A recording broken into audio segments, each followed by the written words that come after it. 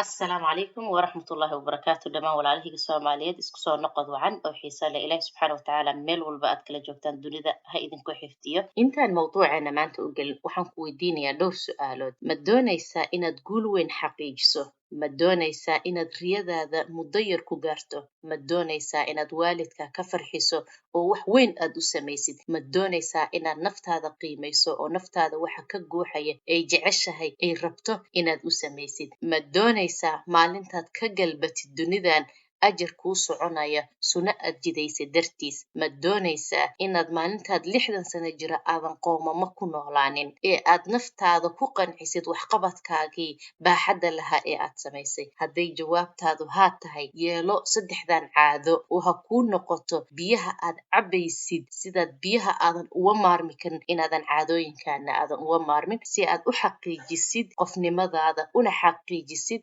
riyadaada raadkaagana aad dunida u dhigtid yeelo caado wax akhris yacni wax akhri in alle intaad awoodo wax akhri maxaa yeelay caadooyinka wax akhrisku waa tabtii iyo xeeladii aad ku heli lahayd aqoon iyo aragti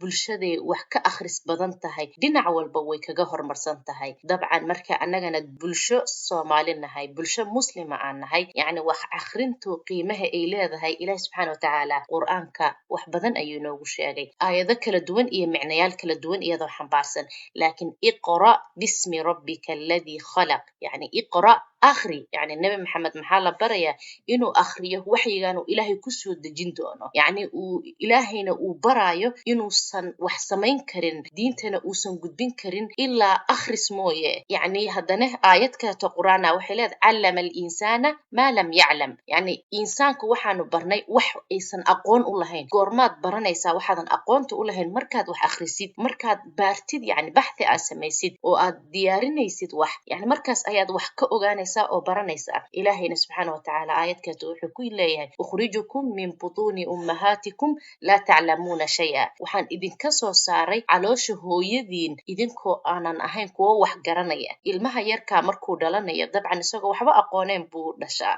ilaahay baa yani ku ilhaaminaya waxyaalo badan laakiin xagga hadalka ilmaha goormuu wax bartaa markii wax badan lala hadlo hooyo dadka guriga ku nool ilmihii maskaxdiisa way ururinaysaa xogtaas maalintuu diyaar u noqdo inuu hadlane waad aragtay hooyo aabbo erayo fudfudud buu ku riyaaqaya ilaa maanta luuqadda aan naqaano oo badankeen aan kusoo baranay hadalkii nalala hadli jiray aqoontuna waa sidaasoo kale maalinta yani wax yar aad akhrisid ayaa maskaxdaada waxay kubcinaysaa wax weyn ma aad dareemaysid adiga laakiin markaad akhrinta joogtaysid yani si tartiib ah ayay maskaxdaada u koraysaa u weynaanaysaa waxqabadkaaguna uu u siyaadaya marka si aan ula jaan qaadno dunida una helno bulsho caafimaad qabta qofka bini'aadanka ah markuu yani aqoontiisa iyo wax akhriskiisa ay dhisan tahay wax walba kuma dhaqaaqayo mana samaynayo wuu ka xishoonaya caadada labaad ficil qaad waa muhiim inaad qorshe yeelato dejisatana siday u kala muhiimsan yihiin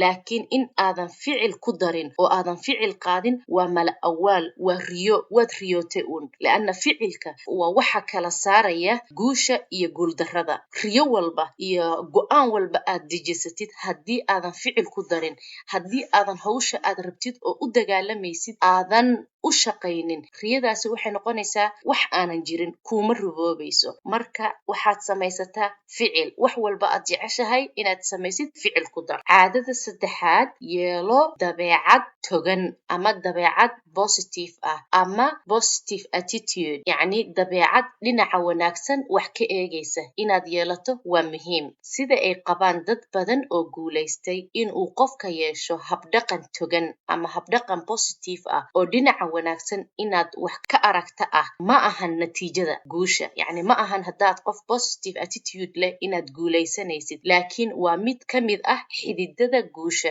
iyo saadaalinta guusha yacni markaad xusnu dannigaaga ama malahaaga aad wanaajisid malahaad ilaahay ka qabtid malaha aad ficilka aad samaynaysa aad ka qabtid oo ah inaad kuu hagaagi doonto malaha aad naftaada ka qabtid malaha aad mustaqbalkaaga ka qabtid markaad dhinaca wanaagsan aadan yani markaba negative ku boodin waxaan ma awoodi karo waxaan ma haysto ma samayn karo aadan ku boodin waxaad helaysaa saadaalinta guusha. bini aadamku wuxuu wax ku yahay inuu naftiisa ogaado, uu naftiisa barto. marka aad naftaada ogaatid oo naftaada baratid, caadooyinka loogu talagalay dadkii kaa horreeyey ee mareen waddadii ay ku guulaysteenna aad martid, waxaa khasab ah inaad guulaysanaysid, waxa aad rabtidna aad ku guulaysanaysid. ilaahay subxaana wa tacaala kuwa ummadda iyo naftooda anfaca dhammaanteen ha inaga dhigo. intaan video kaleeto ku kulmayno waxaan idinka tegayaa fi amaanillah. assalaamu calaykum waraxmatullaahi wabarakaatuh.